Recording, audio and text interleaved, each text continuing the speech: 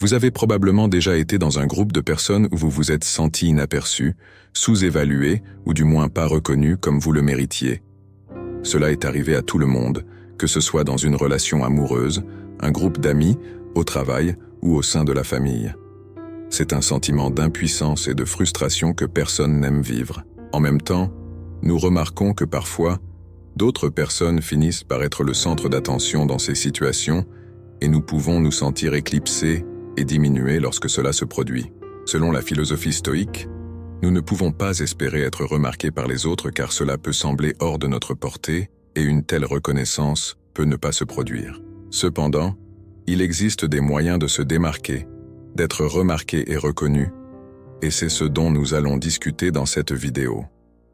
Si vous pouvez maîtriser et appliquer ces techniques, il est tout à fait possible que vous soyez plus remarqué par les autres que vous ne l'êtes actuellement.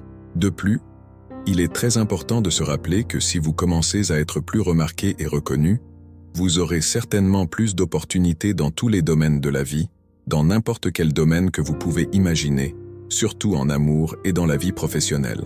Donc, je vous demande de regarder cette vidéo jusqu'à la fin, car toutes les étapes sont liées et font partie d'une stratégie complète. Gardez votre concentration sur le contenu et non sur les distractions quotidiennes. Avant de commencer, vérifiez que vous êtes abonné et que la cloche des notifications est activée pour ne pas rater nos prochaines vidéos. Allons-y. Numéro 7. L'ouverture d'esprit.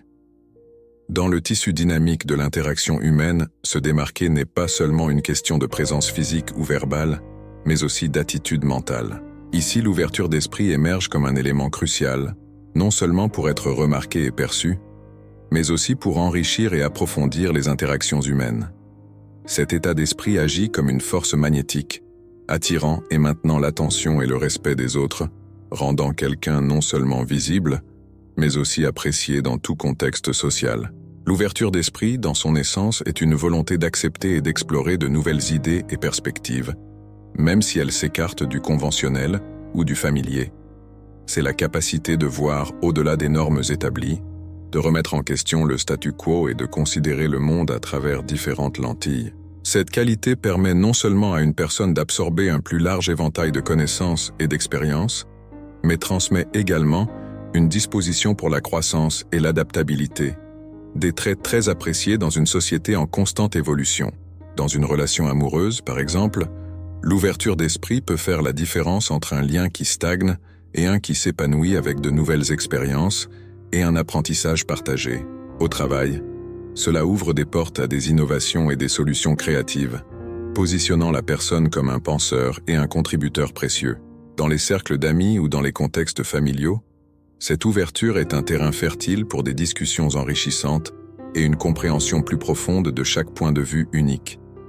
Cependant, l'ouverture d'esprit va au-delà de la simple acceptation passive de nouvelles idées. Elle implique une proactivité dans la recherche et la valorisation de pensées non conventionnelles. C'est une position qui encourage et célèbre la diversité intellectuelle et culturelle, la voyant comme une opportunité d'élargir ses propres horizons. En valorisant les idées innovantes présentées par les autres, une personne gagne non seulement le respect et l'admiration, mais se positionne également comme un leader d'opinion, quelqu'un qui n'a pas peur de naviguer en eaux inconnues. De plus, l'ouverture d'esprit est une invitation à la collaboration et au dialogue. Lorsqu'une personne est ouverte à de nouvelles idées, elle invite les autres à partager leurs perspectives, créant un environnement d'échange mutuel et d'enrichissement. Cet échange non seulement renforce les relations existantes, mais attire également de nouvelles connexions, car les gens sont naturellement attirés par ceux qui écoutent, les respectent et les valorisent. L'ouverture d'esprit est une clé qui déverrouille le potentiel illimité des interactions humaines. Elle permet à une personne de se démarquer, non pas en étant le plus bruyant, mais en étant le plus réceptif, le plus innovant et le plus connecté à la diversité de la pensée humaine. Dans un monde qui valorise l'innovation et l'adaptabilité, être mentalement ouvert n'est pas seulement un moyen d'être remarqué, c'est une manière de diriger avec impact et sens. Numéro 6. Présence charismatique. Au cœur de la présence charismatique se trouve l'authenticité. Les personnes charismatiques sont authentiques dans leurs interactions. Elles ne masquent pas leur véritable personnalité en échange d'approbation. Cette authenticité crée une connexion profonde avec les autres, car dans un monde plein de façades et d'apparences, la sincérité est rafraîchissante et attrayante. Lorsque vous êtes authentique, vous devenez inoubliable. Lorsque vous êtes authentique, vous devenez inoubliable.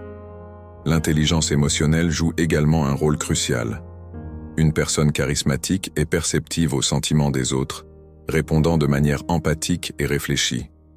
Ils savent quand parler et quand écouter, créant un équilibre qui rend chaque interaction significative.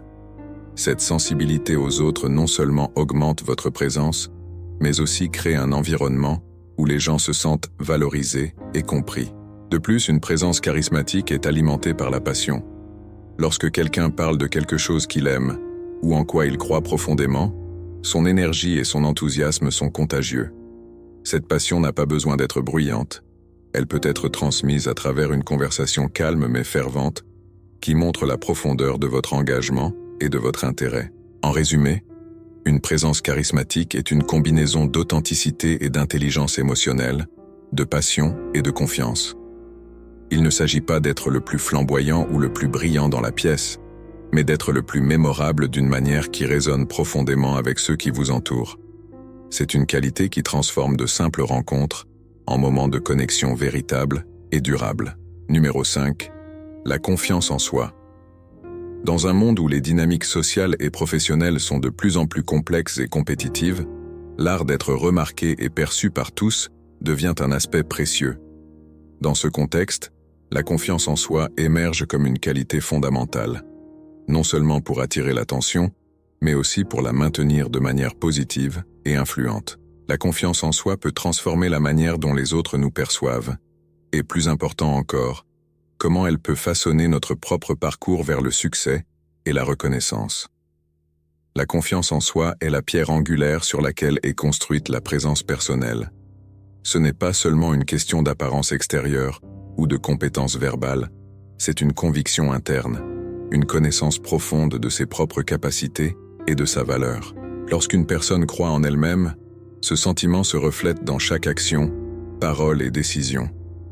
Cette certitude intérieure est perceptible et captivante. Elle attire les yeux et les oreilles des gens autour, créant un magnétisme naturel. Dans le contexte d'une relation amoureuse, la confiance en soi est attrayante car elle suggère la stabilité et la sécurité. Dans un environnement de travail, elle inspire le respect et l'admiration, positionnant la personne comme un leader naturel, quelqu'un digne de suivre. Parmi les amis et la famille, la confiance en soi construit une fondation pour des relations plus fortes et plus équilibrées, où la personne est vue comme un pilier de force et de fiabilité. Cependant, il est crucial de comprendre que la véritable confiance en soi ne provient pas de l'arrogance ou de l'égocentrisme. Au lieu de cela, elle est née d'une connaissance de soi réaliste, d'une compréhension sincère de ses propres forces et faiblesses. La confiance authentique s'accompagne d'humilité et de la capacité d'apprendre et de grandir. Il ne s'agit pas de se sentir supérieur aux autres, mais de se sentir en sécurité dans ses propres capacités et contributions. De plus, la confiance en soi influence la manière dont nous gérons l'échec et le succès. Une personne confiante voit les échecs comme des opportunités d'apprentissage et de croissance, et non comme une réfutation de leurs valeurs ou compétences. De même, ils embrassent le succès sans le laisser monter à la tête, maintenant un sens de la perspective et de la gratitude. Pour développer cette confiance, une autoréflexion constante, la recherche de retours constructifs et une volonté de se défier et de sortir de sa zone de confort sont essentielles. Le processus de construction de la confiance en soi est continu et dynamique, nécessitant dévouement et authenticité. Ainsi, la confiance en soi est bien plus qu'un moyen d'être remarqué. C'est un outil essentiel pour naviguer dans les complexités de la vie sociale et professionnelle. Elle nous permet d'être vus et mémorisés positivement et, plus important encore, de traverser la vie avec un sens du but et de l'épanouissement. La confiance en soi, donc, n'est pas seulement la manière dont les autres nous voient, mais comment nous nous voyons et, à son tour, comment nous façonnons notre chemin dans le monde. Numéro 4. L'indépendance. Cet attribut est, à sa base, une manifestation de l'autosuffisance et de la confiance en soi. Cela n'implique pas l'isolement ou le rejet de l'aide extérieure, mais plutôt la capacité de prendre des décisions et d'agir en se basant sur des jugements personnels et des valeurs internes. Cette qualité est intrinsèquement attrayante, car elle montre une force de caractère et une clarté de but qui sont rares de nos jours, et donc admirables. Dans les relations amoureuses, l'indépendance est la base d'un lien équilibré et sain, où chaque partenaire valorise et respecte l'espace et l'individualité de l'autre. Dans le lieu de travail, l'indépendance se traduit par l'initiative et l'innovation, attribut d'un leader efficace ou d'un collaborateur précieux. Dans les cercles sociaux, l'indépendance est synonyme d'originalité et d'authenticité, des caractéristiques qui attirent naturellement l'attention et l'intérêt. De plus, l'indépendance est intrinsèquement liée à la liberté de penser. Une personne indépendante pense de manière critique et originale, et n'a pas peur d'exprimer des opinions qui remettent en question le conventionnel. Ce type de pensée indépendante attire non seulement l'attention, mais inspire aussi le respect et l'admiration, car il indique un esprit engagé et une forte personnalité. Cependant, la véritable indépendance va au-delà de la confiance en soi et de la pensée libre, elle implique également la responsabilité.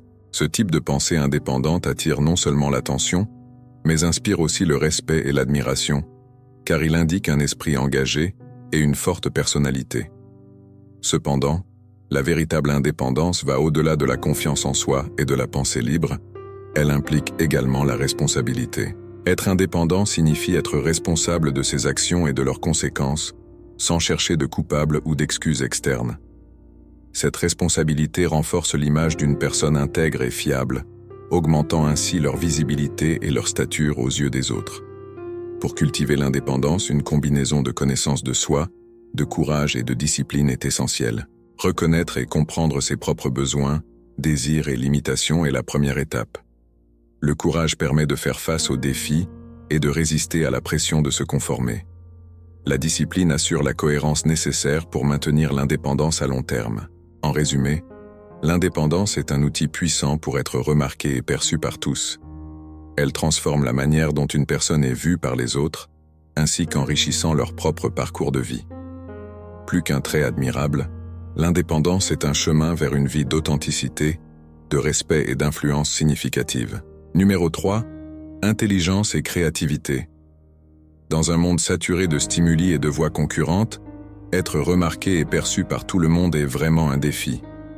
Dans ce scénario, une combinaison d'intelligence et de créativité émerge comme une force puissante, non seulement pour capturer l'attention, mais aussi pour la maintenir et la transformer en admiration et respect. La fusion de ces deux attributs peut créer un magnétisme unique, positionnant un individu comme une figure inoubliable et influente dans tout contexte. L'intelligence seule est un outil puissant. Elle permet l'analyse, la compréhension et la navigation à travers le labyrinthe complexe des interactions humaines et des défis professionnels. Lorsqu'elle est combinée à la créativité, l'intelligence transcende les limites conventionnelles, ouvrant les portes à des solutions innovantes et à des idées originales. Cette combinaison est particulièrement puissante car elle ne résout pas seulement les problèmes, mais les redéfinit, offrant de nouvelles perspectives et surprenantes qui captivent l'imagination des autres. Par exemple, dans une relation amoureuse, la combinaison d'intelligence et de créativité peut signifier une approche fraîche et engageante de la communication et du partage d'expériences, enrichissant la connexion et maintenant, la flamme vivante. Au travail, ces qualités peuvent positionner quelqu'un comme un leader d'opinion ou un innovateur, dont les idées résonnent, mais inspirent également l'action et le changement. Dans les cercles sociaux, la combinaison de l'intelligence et de la créativité attire naturellement l'attention, car les gens sont attirés par des conversations qui stimulent la pensée et éveillent la curiosité. Cependant, l'intelligence et la créativité ne sont pas limitées à la production d'idées, elles impliquent également la capacité d'écouter et de s'adapter. Une personne qui sait quand appliquer son intelligence et quand laisser sa créativité s'écouler, en réponse à l'environnement et aux circonstances qui l'entourent, démontre une attractivité à la fois attrayante et respectable. De plus, la créativité combinée à l'intelligence est une passerelle vers l'expression personnelle unique. Dans un monde où beaucoup suivent des tendances et des modèles, ceux qui utilisent leur créativité pour exprimer leur individualité de manière intelligente se démarquent. Que ce soit dans le choix des mots, le style personnel ou l'approche des défis, cette expression unique laisse une impression durable. Pour développer ces qualités, il est essentiel de cultiver un environnement qui nourrit à la fois la pensée critique et la liberté d'explorer. Cela peut impliquer tout, de la lecture diversifiée et de l'apprentissage continu à l'expérimentation dans différentes formes d'art ou à la résolution de problèmes de manière non conventionnelle. L'intelligence et la créativité sont plus qu'un outil pour être remarqués. Dans le contexte d'une relation amoureuse, le langage corporel peut exprimer affection, attention et connexion sans avoir besoin de mots. Dans un environnement de travail, une posture confiante et un langage corporel ouvert peuvent établir une présence de leadership et de collaboration. Parmi les amis et la famille, le langage corporel est un indicateur sincère de soutien et de compréhension, communiquant souvent plus que les mots ne le pourraient. Cependant, l'efficacité du langage corporel réside dans son authenticité. Un langage corporel qui semble forcé ou incohérent avec les mots prononcés peut envoyer des messages confus ou malhonnêtes. Par conséquent, la clé est de développer une conscience corporelle qui permet une expression naturelle et congruente. Cela implique non seulement la conscience de soi, mais aussi la sensibilité pour lire et répondre de manière appropriée au langage corporel des autres. De plus, le langage corporel peut être un moyen puissant d'auto-affirmation. En adoptant un langage corporel qui reflète la confiance et la positivité, nous pouvons commencer à nous sentir plus confiants et positifs. C'est une manière de se parler à soi-même et aux autres, une communication qui transcende les mots et a un impact profond sur notre image de soi et la perception que les autres ont de nous. Pour améliorer le langage corporel, il est utile de pratiquer l'auto-observation et peut-être même de recevoir des retours d'autres personnes. Observer comment les leaders et les personnes influentes se comportent et comment ils utilisent le langage corporel peut offrir des aperçus précieux. De plus, assister à des interactions sociales ou participer à des ateliers de langage corporel peuvent être des méthodes efficaces pour améliorer cette compétence.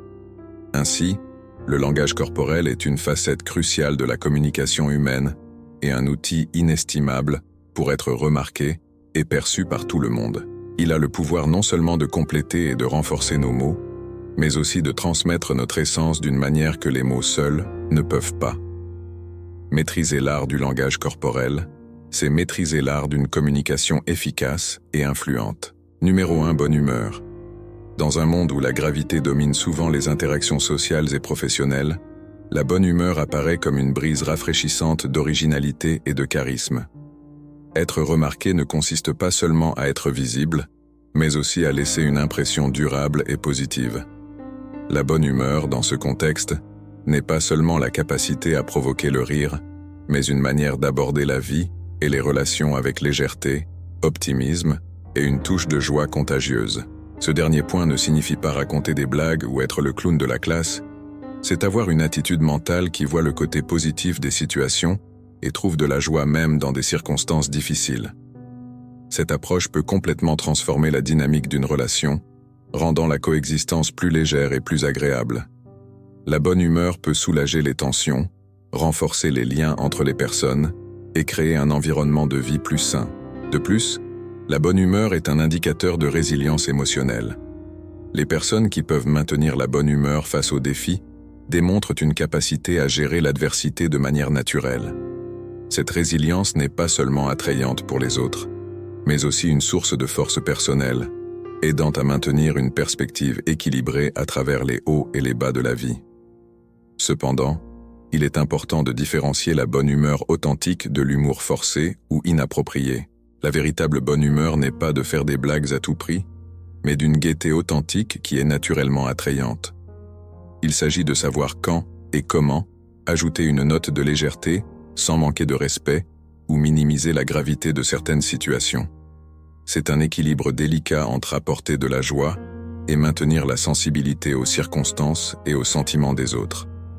Outre le fait d'être une qualité attrayante, la bonne humeur est également contagieuse. Elle peut changer l'atmosphère d'un environnement, influençant positivement l'humeur de ceux qui nous entourent.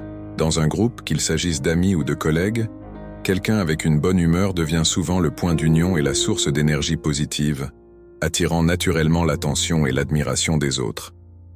Pour cultiver la bonne humeur, il est essentiel de développer une attitude positive envers la vie, de pratiquer l'empathie et d'apprendre à rire de soi-même.